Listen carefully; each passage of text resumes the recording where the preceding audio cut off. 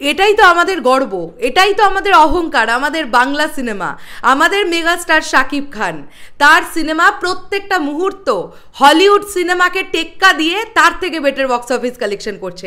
Hello everyone, আমি পৌশালী চলে এলাম একটা নতুন ভিডিও নিয়ে। এখন আমরা এই ভিডিওতে রাজকুমারের কালেকশন নিয়ে কথা বলবো, যেমন ডে বাই ডে অবশ্যই বলে থাকি। অবশ্যই প্রথমে ক্রেডিটটা দেবো BMR বলে ফেসবুক পেজটিকে। তারা আজকেও কিন্তু কিছুক্ষণ আগে বক্স অফিস রিপোর্ট জানিয়েছে এবং আমরা পেয়ে যাচ্ছি সেকেন্ড উইকে ডে 3 এর বক্স অফিস কালেকশন, অর্থাৎ গতকাল ছিল রবিবার রাজকুমার সিনেপ্লেক্স ও মাল্টিপ্লেক্স চেন থেকে কীরকম কী কালেকশন করতে পারলো সেটা নিয়ে কথা হবে এই ভিডিওতে। আমি ইন্ট্রোডাকশনটা যেভাবে শুরু করলাম, যেভাবে বললাম, ভূমিকাটা যেমন বললাম যে হলিউড সিনেমাকে পিছনে ফেলে আমাদের বাংলা সিনেমা day by day better box office collection করছে, এটা আমাদের সকলের কাছে অনেক গর্বের একটা বিষয় হওয়া উচিত। আমরা জানি ইতিমধ্যে দাঁড়িয়ে কিন্তু আমেরিকা, কানাডার মার্কেটে, ইতালির মার্কেটে কিন্তু অলরেডি রাজকুমার চলছে। সেখান থেকে দাঁড়িয়ে একটা দারুণ রেসপন্স আসছে। তোমরা নিশ্চয়ই FA ফারজানার ভিডিও দেখেছো এবং ডে 3 এর সেখানে আমেরিকার বা কানাডার নিউ ইয়র্কের জ্যামাইকা মাল্টিপ্লেক্সে কীরকম অডিয়েন্সের রিপারকেশন সেটা সে তুলে ধরেছে। অবশ্যই FA ফারজানাকে অনেক অনেক ধন্যবাদ আমাদের সামনে পাবলিক রিয়াকশন ভিডিওগুলো এনে দেওয়ার জন্য।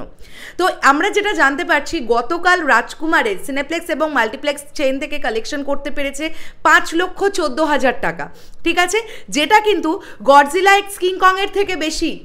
গডজিলা এক্স কিং কং এর থেকে বেটার বক্স অফিস কালেকশন করেছে গতকাল রাজকুমার ছবি। অবশ্যই এটা মাথায় রাখতে হবে। দেখো, ছবিটা অলরেডি অলমোস্ট 17 দিন মতন রানিং করছে অলরেডি। তো প্রচুর মানুষ ইতিমধ্যে রাজকুমার দেখে ফেলেছেন, প্রচুর রিপিট অডিয়েন্সও হচ্ছে।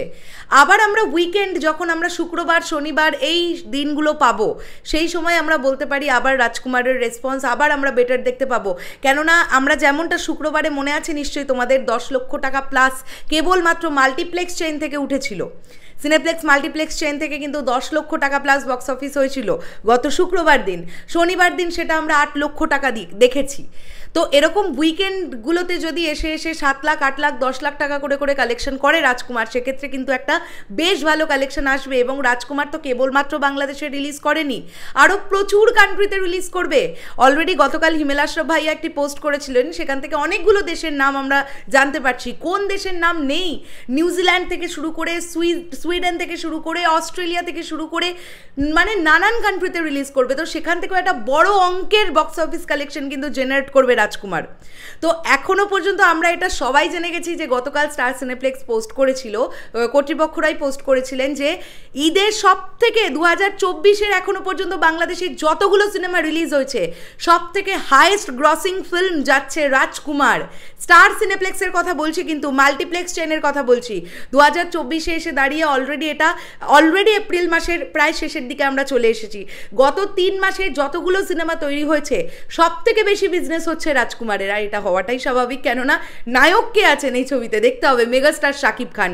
এবং যা অপূর্ব অভিনয় করেছেন উনি এই ছবিতে, আমি তো এখনো দেখতে পাচ্ছি না ছবিটা, আমার খুব দুঃখ হচ্ছে। কিন্তু ঠিক আছে, ইটস ওকে, আমি লেটেই দেখবো, কিন্তু আমি যবে দেখবো তবে তোমাদের সঙ্গে রিভিউ কিন্তু আমি শেয়ার করব। তো লোকমুখে যা শুনতে পাচ্ছি, প্রচণ্ড ভালো অ্যাক্টিং করেছেন উনি। তো এভাবেই চলতে থাকুক রাজকুমারের রাজত্ব। এবং আমেরিকা, কানাডাতে যেমন সাড়া পাচ্ছে, নিউ ইয়র্কে যেমন সাড়া পাচ্ছে, তেমনই অন্যান্য কান্ট্রিগুলোতেও প্রবলভাবে সাড়া পাক, এটাই চাইবো।